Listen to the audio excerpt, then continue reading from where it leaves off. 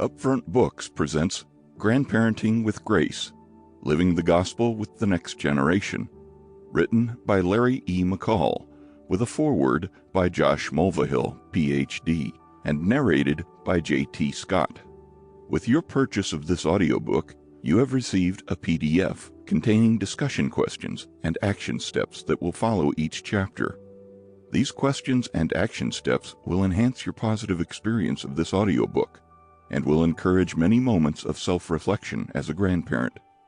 The PDF also includes a list of annotated resources to help further your learning.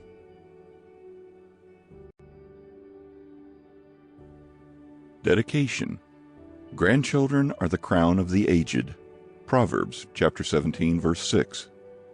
What a delight you are to your grandmother and me, Jackson, Katie, Kamiley, Titus, Ellie, Anna, and Josiah.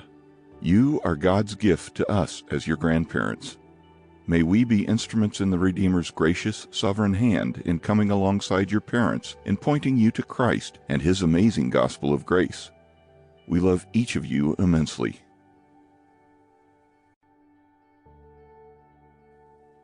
Introduction.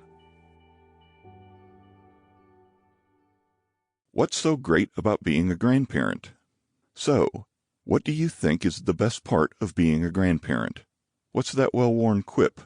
The best thing about being a grandparent is that you can spoil the grandkids and then send them home to their parents. Really? That's it? That's the best thing about being a grandparent? I hope not. Who wants spoiled children running around? There's got to be something better. So what is the best part of being a grandparent? I think for many of us grandparents, our enjoyment level is high.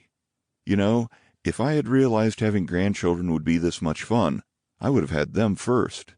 That's great. I'm glad you enjoy being a grandparent. My wife and I enjoy being grandparents too. Let's have fun with those grandkids. Let's keep our enjoyment level high. But I wonder how high our understanding level is as grandparents. What I mean is, how much training have we received in seeking to understand God's calling on our lives as grandparents? How proactive have we been in exploring the Bible to find out what God calls us to do as Christian grandparents? When my wife and I were asked to teach a class on gospel-centered grandparenting at our local church, we were taken a bit by surprise. It's not that we were against the idea. We just hadn't given it much thought, and I'm a pastor. We had done a fair amount of teaching on marriage over the years, and on parenting issues too. But grandparenting? Who ever heard of a class on grandparenting? No one had ever given us any systematic teaching on grandparenting. Yet, here we were, the grandparents of 6 amazing grandchildren, doing the best we knew how, even though we had never been given any training in this awesome ministry of grandparenting. How about for you? Have you ever received any training in how to be an intentional, Christ-focused grandparent? Perhaps you are part of that small group of grandparents who have benefited from one of the few Christian grandparenting conferences that have sprung up in recent years. I'm confident you consider yourself blessed if you've had that privilege. But for the majority of Christian grandparents, the opportunity to receive biblical training on grandparenting has not yet entered their radar.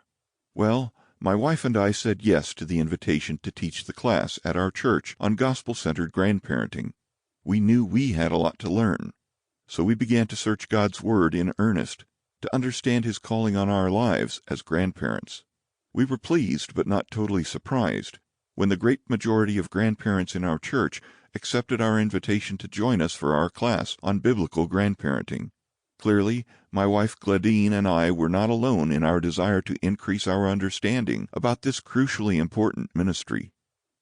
I would guess that many of us approach grandparenting in response, either positively or negatively, to how we watched our parents be grandparents to our kids, or maybe how our grandparents interacted with us.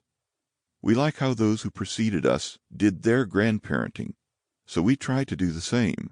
Or maybe we don't like the way our predecessors did their grandparenting, so we've determined to do it differently. And to be frank, some of us haven't really given much thought at all to our grandparenting. Without thinking much about it, we've adopted the norms. Sample complete. Ready to continue?